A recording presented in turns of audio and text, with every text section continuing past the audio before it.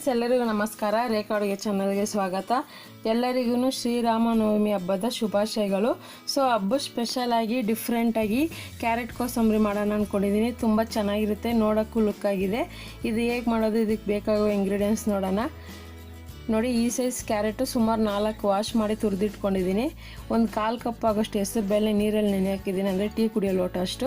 ಒಂದು ಈರುಳ್ಳಿ ಚಿಕ್ಕದಾಗಿ ಕಟ್ ಮಾಡಿದ್ದೀನಿ, ಸುಮಾರು 2 ಈರುಳ್ಳಿ, ಒಂದು 2 ಮೆಣಸಿನ್ಕಾಯಿ ಚಿಕ್ಕದಾಗಿ ಕಟ್ ಮಾಡಿರೋದು, ಒಂದು ಅರ್ಧ ನಿಂಬೆಹಣ್ಣು, 1/4 ಟೀ ಸ್ಪೂನು ಪೆಪ್ಪರ್ ಪೌಡರ್ ಅಂದರೆ ಕರಿಮೆಣಸಿನ ಪುಡಿ, ಕೊತ್ತಂಬರಿ ಒಂದು ಅರ್ಧ ಕಪ್ಪು, ಒಂದು 1/4 ಭಾಗ ಅಷ್ಟು ಸೌತೆಕಾಯಿನ ಕಟ್ ಮಾಡಿ ಇಟ್ಕೊಂಡಿದ್ದೀನಿ, ರುಚಿಗೆ ತಕ್ಕಷ್ಟು ಉಪ್ಪು, ಒಂದು ಅರ್ಧ ಹೋಳು ತೆಂಗಿನಕಾಯಿ, ಫ್ರೆಶ್ ತೆಂಗಿನಕಾಯಿ ತುರಿದಿಟ್ಕೊಂಡಿದ್ದೀನಿ. ಈಗ ಹೇಗೆ ಮಾಡೋದು ನೋಡೋಣ.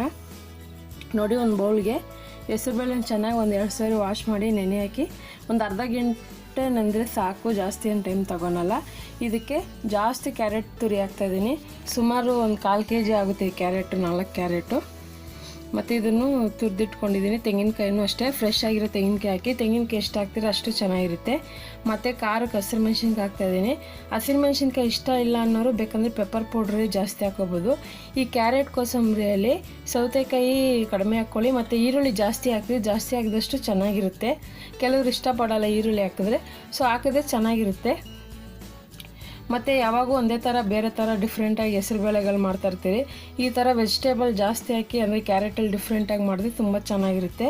ಈಗ ರುಚಿಗೆ ತಕ್ಕಷ್ಟು ಉಪ್ಪು, ಮೆಣಸು ಪುಡಿ ಹಾಕ್ಕೊಳ್ಳಿ. ಈ ಮೆಣಸು ಪುಡಿ ಹಾಕೋದ್ರಿಂದ ಕೆಲವರಿಗೆ ಹೆಸರು ಬೇಳೆ ತಿಂದಿದ ತಕ್ಷಣ ಶೀತ ಆಗುತ್ತೆ. ಮತ್ತು ಆ ಥರ ಶೀತ ಆಗಬಾರ್ದು ಅಂದರೆ ಮೆಣಸು ಪುಡಿ ತಿನ್ನೋದ್ರಿಂದ ಶೀತ ಆಗೋಲ್ಲ. ಮತ್ತು ಕೆಲವ್ರಿಗೆ ಈಟ್ ಮೈ ಇರೋರಿಗೆ ಈ ಥರ ವಾರಕ್ಕೊಂದ್ಸರಿ 2 ಸರಿ ಮಾಡಿಕೊಡಿ, ತುಂಬ ದೇಹಕ್ಕೆ ಒಳ್ಳೆಯದು. ಈ ಬೇಸಿಗೆ ಕಾಲದಲ್ಲೂ ಈ ಥರ ಸಲಾಡ್ಗಳು ಮಾಡಿ ತಿಂದರೆ ತುಂಬ ಚೆನ್ನಾಗಿರುತ್ತೆ. ನೋಡಿ, ಇದನ್ನು ಕೊತ್ತಂಬರಿ ಹಾಕಿ ಚೆನ್ನಾಗಿ ಮಿಕ್ಸ್ ಮಾಡ್ಕೊಳ್ಳಿ.